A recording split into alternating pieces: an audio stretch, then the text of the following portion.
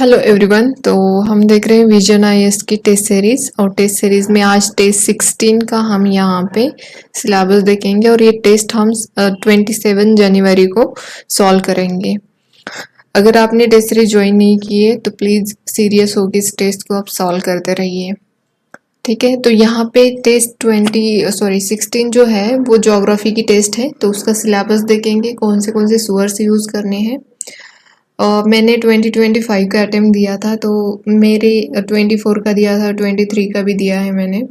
तो जो ये 2-3 साल में जो बदलाव आए ना, तो इसके लिए मैं आपको यही सजेस्ट करूँगी कि प्लीज़ आप प्रैक्टिस करते रहो। प्रैक्टिस खूब बहुत ज़्यादा इम्पॉर्टेंट है और उसके लिए आप सोर्सेस यूज़ करें। एनसीईआरटी 11th एंड 12th की एनसीईआरटी जो है, दो एनसीईआरटी है, 2 11 की है, 2 12 की है, तो 4 एनसीईआरटीज बनती है। तो उसको अच्छे से रिवीजन करें, उससे रिलेटेड जो भी कंसेप्ट है उसको अच्छे से क्लियर करें, ठीक है। मैं जल्दी हम सिलेबस देख लेते हैं। आप सिलेबस देख के फिर टेस्ट सॉल्व कर देना।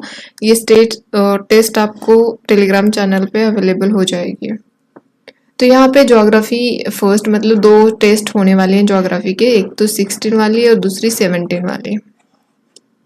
अब टाइम बहुत क्रूशियल है, आपको फोकस करना चाहिए प्रीलिम्स के ऊपर, क्योंकि प्रीलिम्स अगर सबसे बड़ी मतलब फर्स्ट स्टेज है ना, अगर वो स्टेज से बाहर मतलब आगे नहीं बढ़ोगे तो मेंस नहीं दे पाओगे तो फिर इंटरव्यू की तो बात ही नहीं है।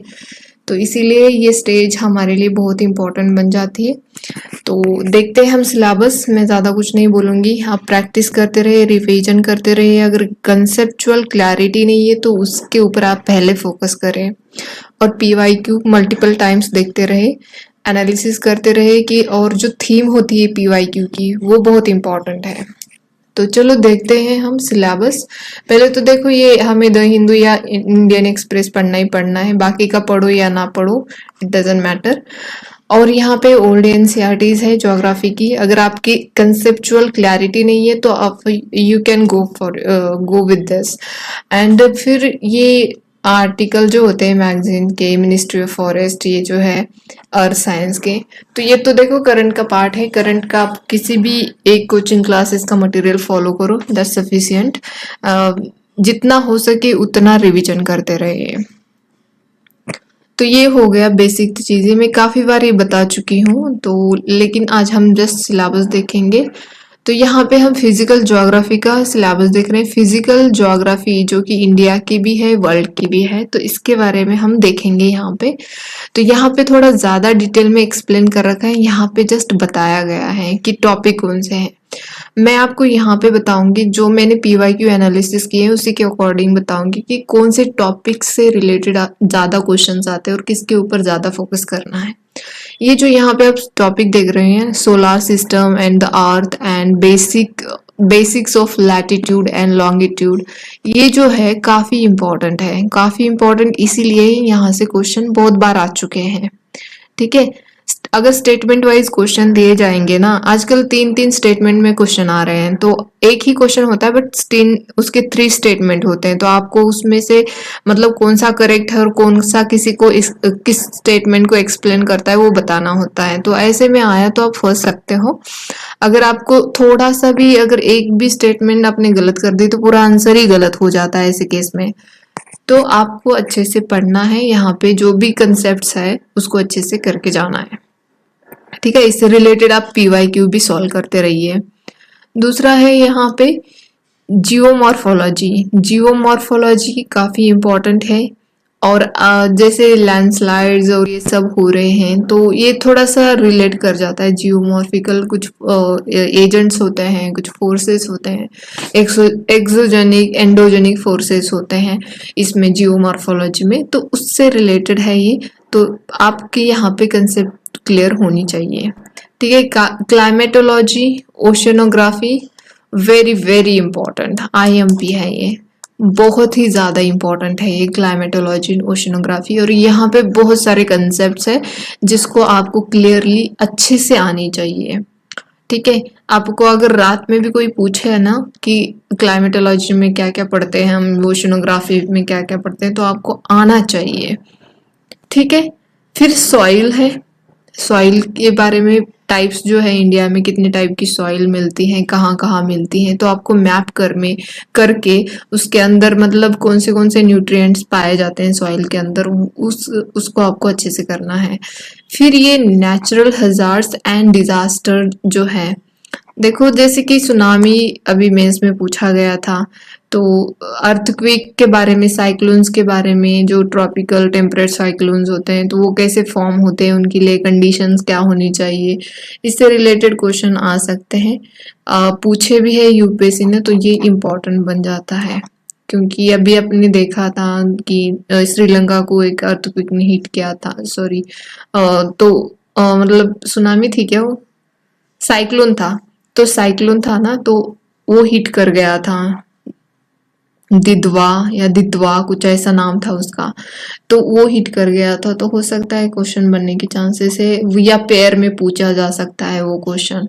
ठीक है, कॉन्टिनेंट्स, आपको सारे कॉन्टिनेंट्स पता होने चाहिए, कितने कॉन्टिनेंट्स है, कौन से कॉन्टिनेंट में कितनी कंट्रीज आती है, और कौन सी कंट्री न्यूज में है, कौन सा रीजन न्यूज में है, तो इससे रिलेट करके आप ये अच्छे से पढ़ना है आपको। यहाँ पे देखो कॉन्टिनेंट्स में लैंड, क्लाइमेट, रिसोर्सेज पता होनी चाहिए। रिसोर्सेज के ऊपर क्वेश्चन काफी आ रहा है। अगर आप जब साउथ अमेरिका में जाओगे ना, अभी यहाँ पे दिया है कि एशिया एक कॉन्टिनेंट है, Africa 2, north America 3, south America 4, Antarctica 5, Europe 6 और ऑस्ट्रेलिया 7।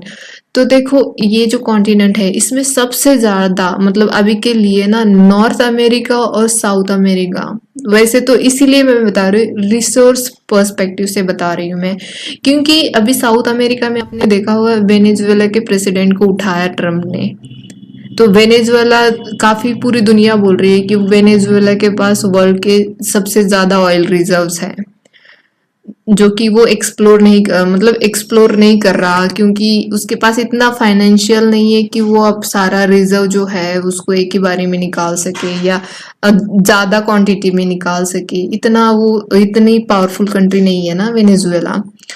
तो वहां पे क्या क्या पाया जाता है, कौन से ग्रास लैंड पाया जाते हैं, कौन सी रिवर्स होती है वेनेजुएला में, उसकी बॉर्डरिंग कंट्रीज इंपॉर्टेंट बन जाती है।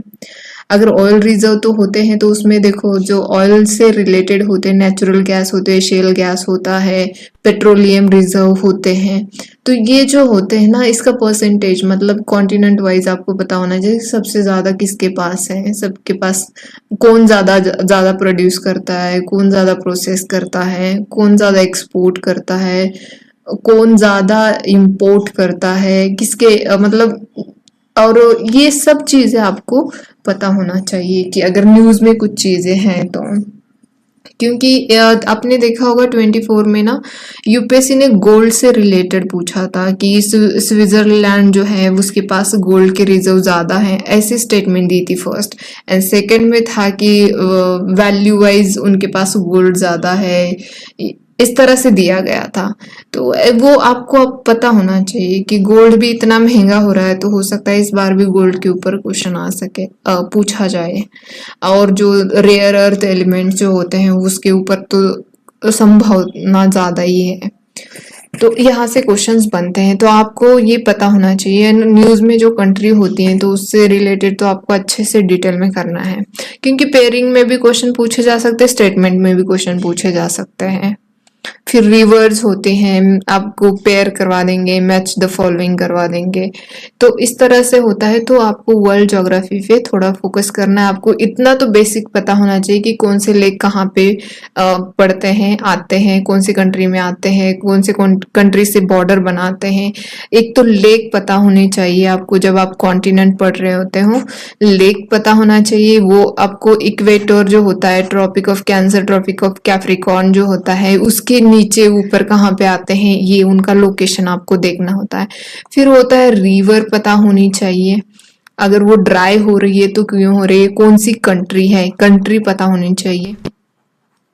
ठीक है, रिवर्स के बाद आपको बॉर्डरिंग कंट्री, अगर कोई रीजन न्यूज में है, मान लो ये रीजन है, तो उसका रीजन क्या है, क्यों वो न्यूज में है।